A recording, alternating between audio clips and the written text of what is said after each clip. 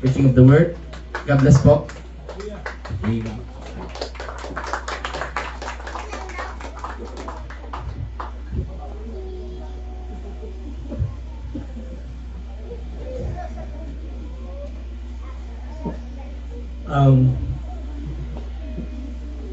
Mamaya na po ako iiyak.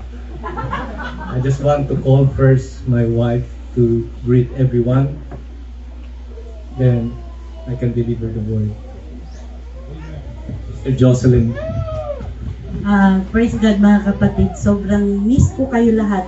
Kung pwede lang yakapin ko kayong lahat. At para maramdaman ninyo kung gaano namin kayo kamiss. Alam niyo ba na yan, sisimulan ko lang umiyak. Alam niyo ba na bago kami sumakay ng domestic flight, nagbukas ako, magsasara na ako ng kwarto namin, nilagay ko yung padlock. Nag-wish ako ng little prayer. Sabi ko, Lord, thank you, pinupil mo yung dreams namin na ganito. Talagang na-struck ako na talagang damang-dama ko yung Lord na inano niya yung puso ko. Napaiyak ako. Kinlose ko yung eyes ko. Sabi ko, Lord, thank you so much. Na hindi ko in-expect na makakarating kami pa ng ganito after 25 years. Imagine that, mga kapatid, noon si Jonathan lang. Ngayon meron na kaming si Bean, meron pa kaming si Tio. At kumbaga yung mga anak ko para kung itinatype ng mga kapanahunan namin sa Panginoon. Dahil noon si Jonathan talagang alam nyo na masyado tayong legalista. Dikon dito, dikon doon, no, don't do that. Jocelyn, yung anak mo tumatakbo sa likod. Hindi ko makakalimutan yun dahil naging nanay rin ako ng bata. At parang yung panahon na yun, we are growing. Talagang sa salita ng Panginoon, we're learning, we're growing. Marami tayong natutunan. At hindi ko pwedeng sabihin na yung nakaraan ay mali. Because all things work together for good. Lagi niyong tatandaan yan mga kapatid. At kung meron mang mga pagkakamali kang nadaanan at nangyari, hindi ibig sabihin na ginusto mo yun. Dahil lahat ng bagay, sabi nga sa Biblia, walang bago sa mata ng Diyos na nangyari dito sa lupa. Dahil lahat ng yan ay pauna na niyang nakita. Kaya, hindi natin pwedeng sabihin, kasi mali yun noon eh. Ngayon ganito eh. Kaya kami, nung nandun na kami sa New Zealand, si Bin naman ang aming anak, nagsisimula. Bin is a very gentle boy. Medyo crying baby siya. Lagi siyang nakaklingi sa akin. So, siya yung bata na pag sinabi mo, kasi sa New Zealand po, so kung tayo ay mga legalista dito, mas grabe sila doon. Dahil wala kang makikitang batang tumatakbo. Lahat nakaupo. Wala rin kumakain sa loob ng church na bata. Kaya yung si Bin, natuto yan, upo ka lang dyan. Bibigyan ko siya ng libro, dyan ka lang. Kaya nung dinala ko, dumating yung panahon na nagbakasyon kami dito, kila Pastor Fidel noon, na-invite kami, kasama namin si Brother Vita, nagtataka sila, Sister Jocelyn, anong pinakain mo sa anak mo? Bakit nakikita mong nakaupo lang dyan? Sabi ko, siguro na-culturize na kami ng New Zealand dahil ganun nga. Lahat sila nakaupo. Wala kang makikitang tumatakbo. Pagtayo nila ng mga adults, tatayo na rin yung mga bata. So, we saw that yun na rin ang panahon na grabe kaming lumago ng gusto sa message. At grabe mga mensaheng naririnig namin. Dahil alam niyo na, nag-sit kami under sa ministry ni Brother Vita. And Brother Vita is a typology. At talagang grabe siyang mag-layout ng message. Kung sasabihin natin message, talagang from end to end. Lahat ng revelation, ministry to mystery. Oh my God, from Genesis to Revelation. Lahat may katapat yan at meron din bersikulo up to now. So, ganun kami na grounded masyado sa Panginoon doon. At natuwa ako dahil nung umalis kami dito nung sa Pilipinas, aaminin ko sugatan kami para kaming ibon na nabalian ng pakpak.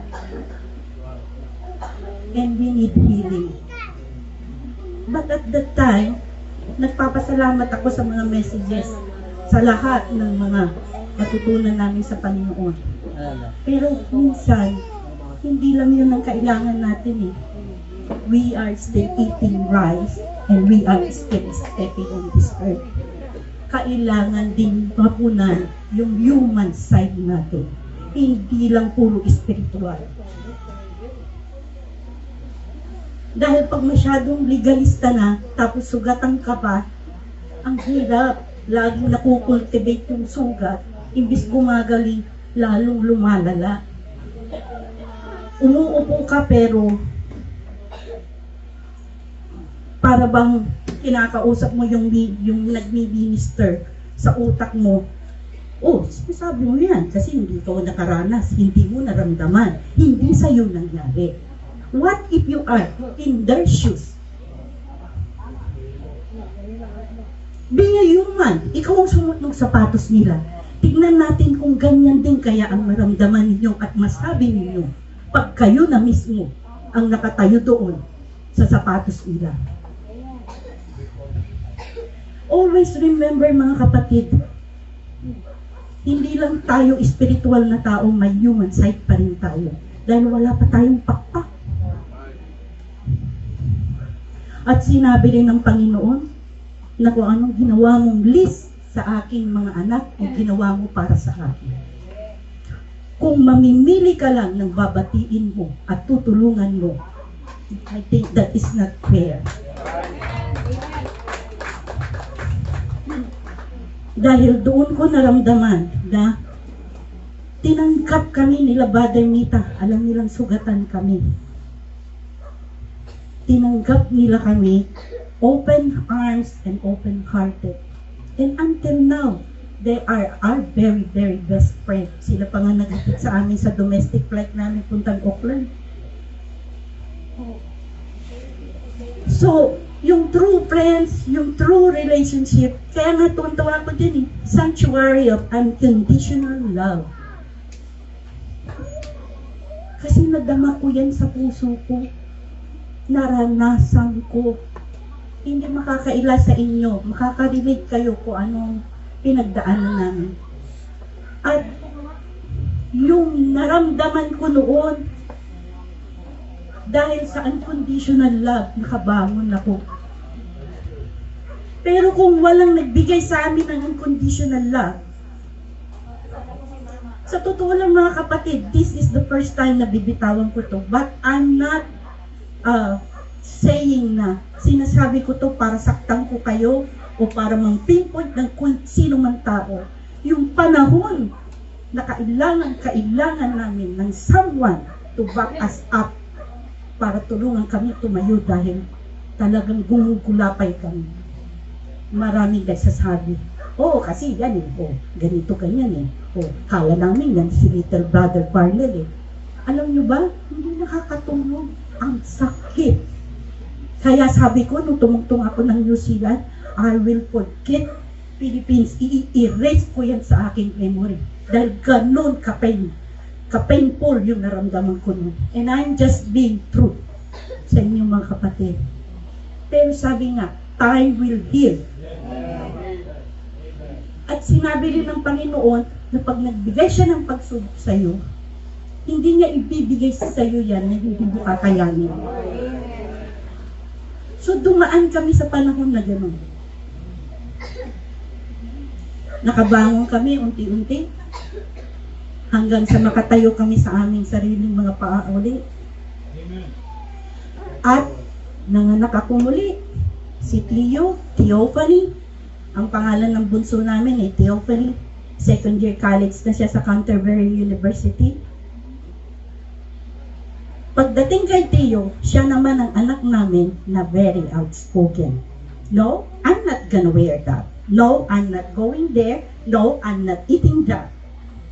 Very outspoken siya.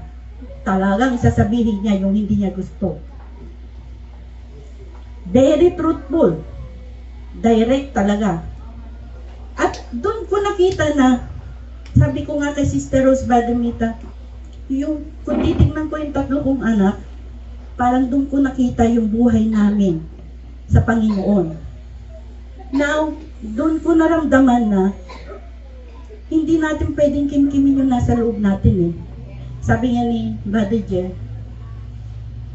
magsalita ka but learn to harness your emotion. Kasi mahirap yung nagsasalita ka na manunumbat ka. Magsalita ka, pero in a good spirit. Yun. At lagi namin sinasabi sa mga Kristiyanong namimit namin doon at naging ka-fellowship din namin mga Pilipino.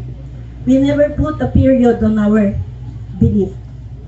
Kasi pag nag-put ka na ng period, yun na yung may stagnant ka na. Kasi laging may unfolding ang Lord. Kasi buhay siya eh. Kaya lagi siyang bukal. May bumubukas talaga. So, doon namin naramdaman na huwag mong sabihin yung mga baptist na tao na yan, lahat sila lang may impyerno. No. Huwag mong sabihin yun dahil there is still a truth person there. Amen. At meron silang own way. Matanda niyo yung sinabi ni Brother Branham kay Brother Colin, ang ama mo para lang dyan sa panahon na yan. Kaya hayaan mo na siya. So, kung ang Diyos nire-respect niya ang bawat mga tao, we need to put also that in our heart. Amen.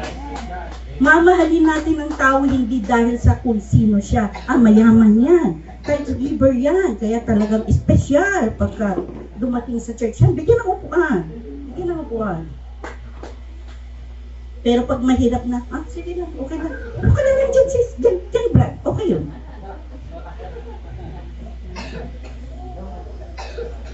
But no, mga kapatid. Kasi hindi natin alam yung puso nila. Naalala ko si Jonathan, lumaki siya sa Christian church. Pinanganak ko siya, Kristiyano na kami. Alam niyo bang dumating siya sa point na sinabi niya, hindi ko sinabi sa inyo, Mami, na dalhin niyo ako sa pagiging Kristiyano. Hindi ko sinabi sa inyo na kailangan ako lagi umatin ng church. Sabi ko sa kanya, anak, walang apo ang Diyos, tandaan mo. Oo, hindi namin kasalanan na pinanganak ka sa buhay namin Kristiyano na. Pero tandaan mo, hindi kami ang magliligtas sa iyo. You need to have your own relationship with God. Hindi ako, hindi ang daddy mo. Kahit nagpipreach pa ang daddy mo, kahit pastor pa siya, kahit si Badamita, kahit sinong Poncio Pilato, they cannot take you with the Lord. Only you and God knows that. Kaya alam niyo mga kapatid, nagpabaptize siya when he turns 21 years old. Kasi naintindihan ka niya. Kasi sabi ko kung magpapabaptize ka lang para lang sama-sama, grupo ng baptize, sama ako dyan, sama ako. Yun mga young people kasi sasama ako. No. Sabi ko sa kanya, you need to have a relationship with God. Personal. Dahil kami ng daddy mo, na-meet namin ng Lord face to face. Kaya kami sumurrender sa Lord at nag-serve sa Kanya no matter what. Kahit anong nangyari sa buhay namin, I will not blame the Lord because God has a purpose in everything. At doon niya naintindihan. Kaya sabi ko sa kanya, ganun kayo lahat, pinapalaki ko. Hindi ko pinipilit sa inyo na huwag kang magsuot niyan, huwag kang magganito, huwag kang pumunta diyan. No. Because, especially in New Zealand, they are all individual people there. Ang very independent sila.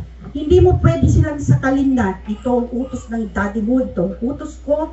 Pag sinabi ko, umupo ka dyan, umupo ka dyan. No, you can't do that. They have their own mind, they have their own emotion.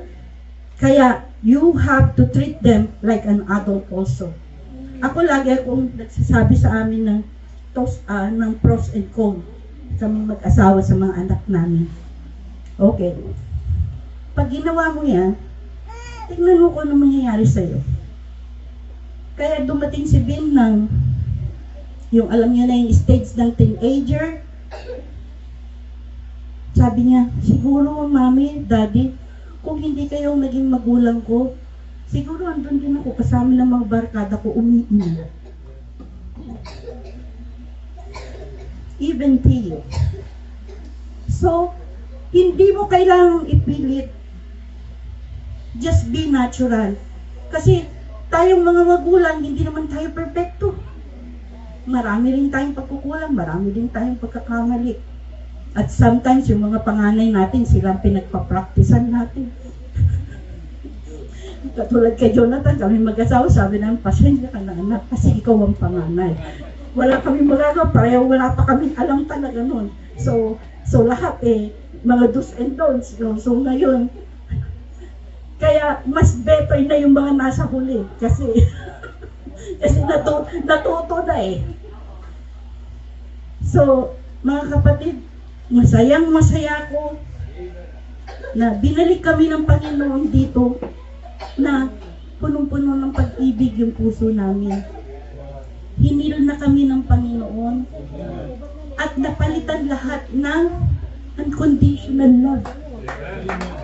I really love that thing. Dahil kung walang unconditional love, siguro wala na kami dito at hindi na kami nagpatuloy sa Panginoon. Pero dahil sa sinabi ng Lord na minahal niya kami, hindi lang dahil sa kaya namin ibigay sa Kanya at kaya namin gawin. Kung hindi mo pa ginagawa na ng Diyos sa'yo para matulungan kayo. So, hindi siya hard God. Maunawain siya, pero hindi rin siya konsentidor. At huwag mong i-abuse. Alam ko pa, tatawarin ako ng Panginoon pag ginawa ko to. Sunod na linggo, alam ko patatawarin. That's different. Right. May mga pangyayari na nagkakamali ka, pero hindi mo sinasadya. Pero iba yung pagkakamaling sinasadya mo na. That's not right. So maraming salamat mga kapatid at nakasama namin kayong magpuri at maglingkod sa Panginoon. Alam niyo, very happy ako na makita ko kayo lahat. Lalo na yung mga original na nung umalis kami, yung mga mukha ng mga original na nandito. Oh my God. Talagang gusto kong umiyak talaga. Kaya minsan, pasensyahan na ako kasi minsan hindi ko napipigilan kahit lalaki niyayakap ko kasi sa tuwa ko. So, although alam ko, so, that is godly love. Hindi ibig sabihin yan na iba. Pero talagang, I just miss you all and I love you all. Nawa, pagpalain tayo ng Panginoon ngayon. And thank you so much sa pagtanggap ninyo sa amin. We love you all. God bless. Thank you, darling. Salamat sa heartfelt message na pinagkaloob mo sa ating mga friends in the Lord. Shalom, peace be with you all. Greetings from New Zealand, Pastor Mita, Sister Rose. Pinaparating nila ang kanilang pagmamahal sa inyo. Sabi nila, lagi nila kayong naiisip. Kayo ay laging nasa puso nila. So please give our love and hugs to our old-time friends in Urdaneta City, Pangasinan. At ganun din ang mga Filipinong kapatiran, pinaparating nila ang kanilang pagmamahal. Sila po ay kasalukuyan nagpipray sa oras na ito para sa gawain sa ating reunion. I would like to acknowledge the ministry here, Brother Brandy, for hosting our reunion our gathering. Alam kong time and effort, money, puyat ang inyong nilagay hanggang kagabi para may daos at may accommodate kaming lahat dito. So, palakpakan natin ang mga nag-hold sa atin. God bless you. Thank you so much sa mga musicians na nagbibigay ng kanilang puso habang tinutugtugan ng Panginoon at ina-assist ang mga choir o mga nagbigay ng special songs. God bless these young ones. At sa ating mga pastors, I am so happy to see these brothers na wow, I'm so happy